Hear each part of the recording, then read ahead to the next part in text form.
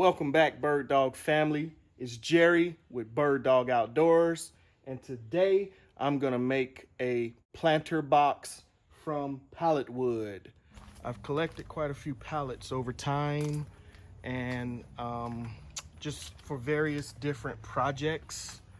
As you'll see in the other video, one of the projects was the rabbit boxes. Not quite 100% done with them.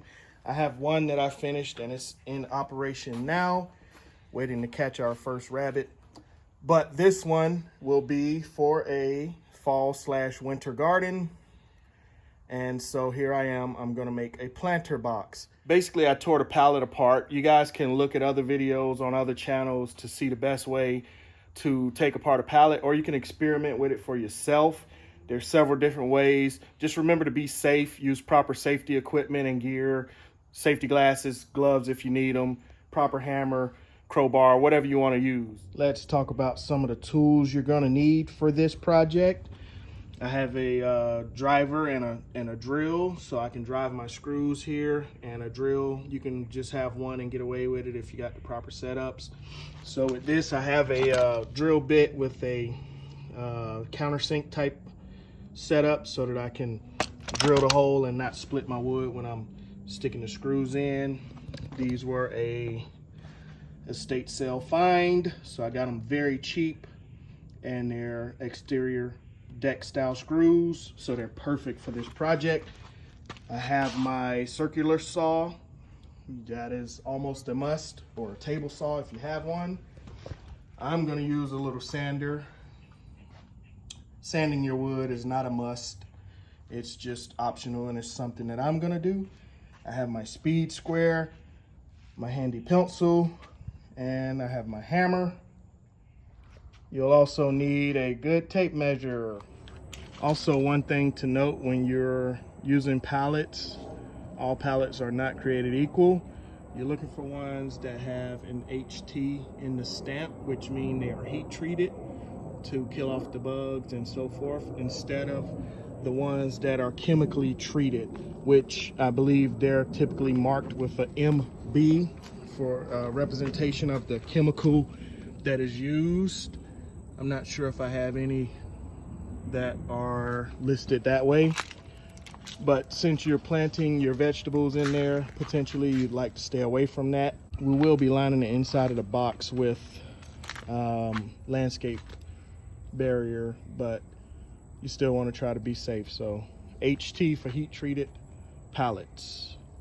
I tore the pallet apart, and I'm gonna keep them full length to start off with, and I'll add some blocking on the inside corners. As you can see, I have my sander. I'm gonna do some light sanding on the wood first. I'm gonna chamfer the edge that you'll see.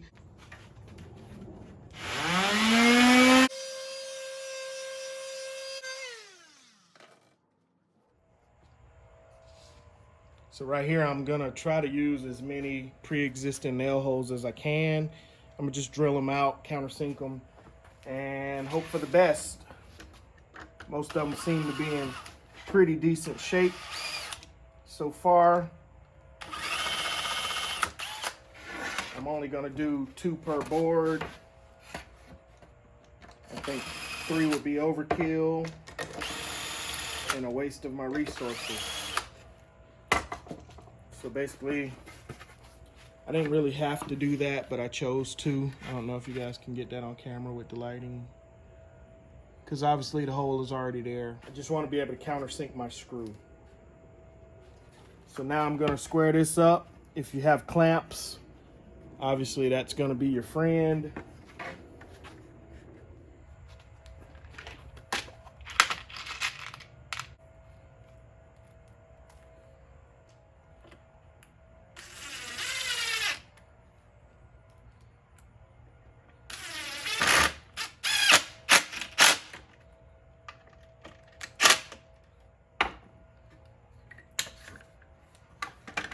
That's the start of it.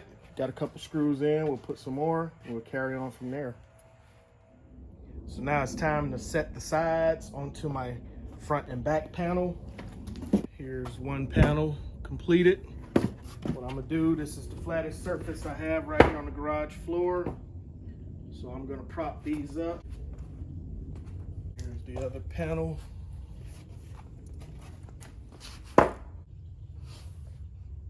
And I have my boards cut for my sides.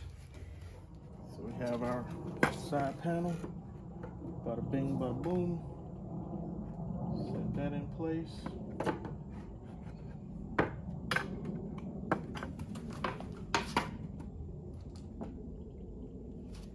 We'll clamp that down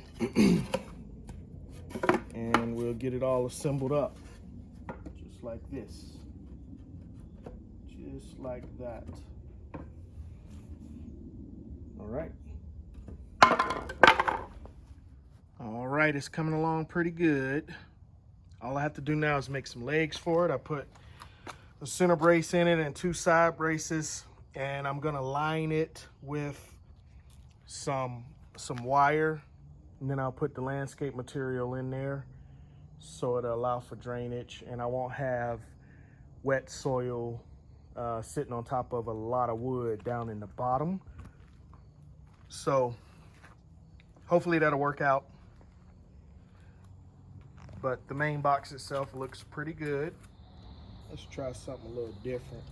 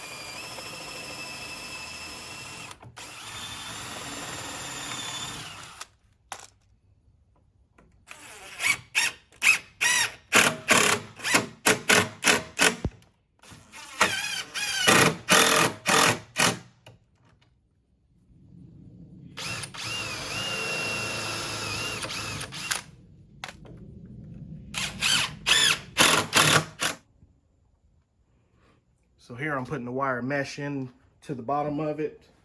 I have a couple pieces of wood to support the mesh, and then I'll cover it with landscape material, and then I'll be ready to put the dirt in.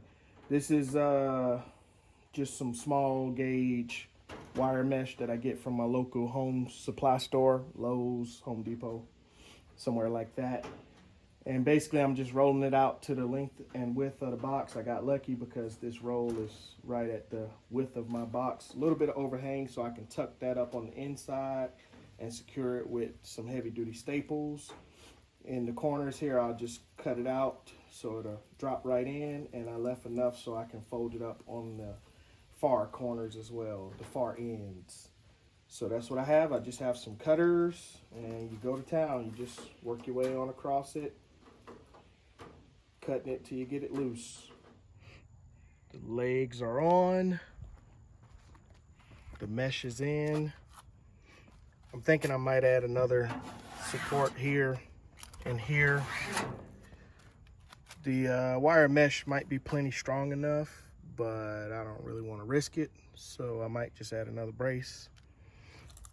And then I'll put the mesh in, then we'll fill it up with dirt, garden soil,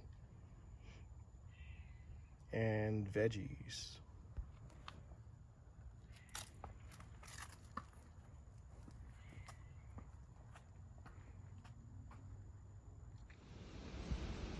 Well, the landscape fabric is in.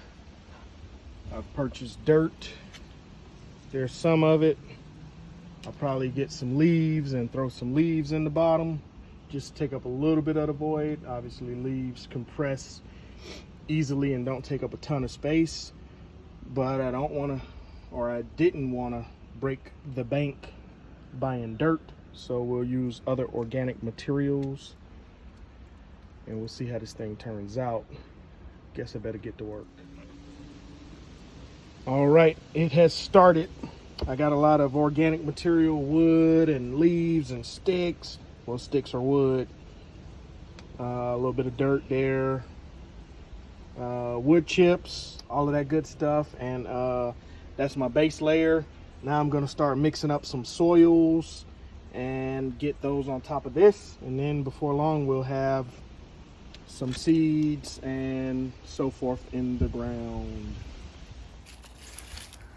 All right, so we have soil in the planter on top of our organic materials, and I mulched it all in because I already planted seeds.